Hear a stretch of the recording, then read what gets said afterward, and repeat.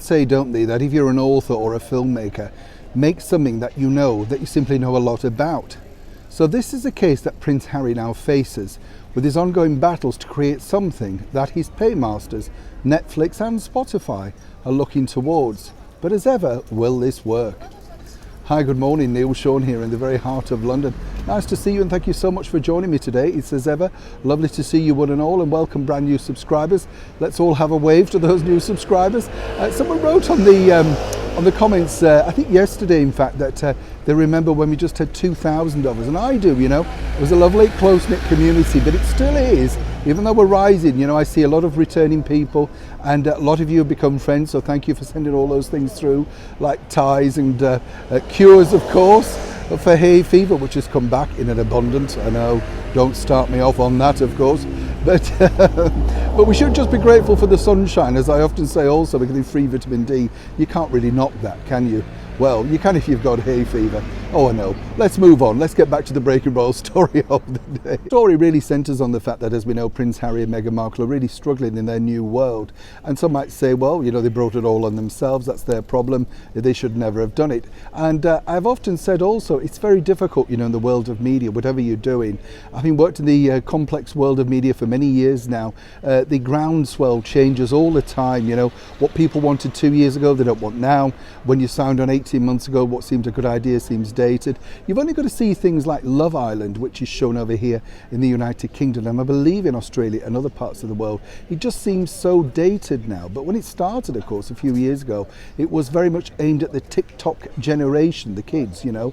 But even now they're bored of it because they know the format, they know how much it's set up, and the people that go on there seemingly just want to be famous and make a lot of money as influencers on Instagram. This, of course, could be accused the same thing of Prince Harry and Meghan Markle, but they're hardly really in the first flush of youth, and let me explain. As we now know, Pearl's been dumped. There's no shine on that by Netflix because simply they decided it wasn't going to resonate 18 months down the line with their audiences, all deserting through lack of subscribers and the fact that they don't take advertising, but it may do very soon in order to keep the money up. But now, of course, for Prince Harry and Meghan Markle, they've got to find new formats, new ideas. And one of the ideas that Harry likes the look of, and I find this incredible, is a thing called the Sport of Kings. That's right, polo. And we've seen him doing a lot of polo, haven't we, recently, back in California. Many say because he's bored and he doesn't know how to fill his days now. He's not as busy as he initially thought. Even being the Chief Impact Officer for Better Up doesn't apparently fill his time. Yes. And of course, he's probably getting a little bit fed up dictating that book now for Penguin Random House. He has a short attention span, does Prince Harry. But moving forward, it's an interesting topic, and this is what we found out. That Prince Harry feels that what would make a very good documentary to appeal to many would be his passion for polo. And let me explain. He wants to go behind the scenes, sort of dismantle it as being an expensive hobby, an expensive sport for people who have a lot of money. Now, I don't know about you, but I've heard that the kit costs a lot of money itself, the grooming, the horses, all of that sort of stuff. I think it would be a fascinating topic, and also if he was to reveal sort of royal inner secrets around that, you know, based around famous royals who enjoyed the game, won, all that sort of stuff, who owned what. But other than that, really, is it a game changer for Netflix? Well, this is apparently what he's going to be putting forward as a new 6-part package of new ideas to keep this particular streaming giant excited.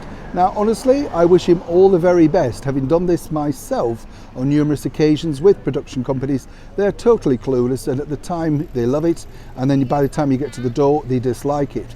But for Harry and Meghan, as I say, this is their money. This is how they're going to make their new income with their production company, Archwell Audio, Archwell Productions. So it remains to be seen, actually, whether I know Netflix will say yes, we will take a few hours of polo to stream on our streaming giant in these very difficult times, even though it's seen as a sport of kings.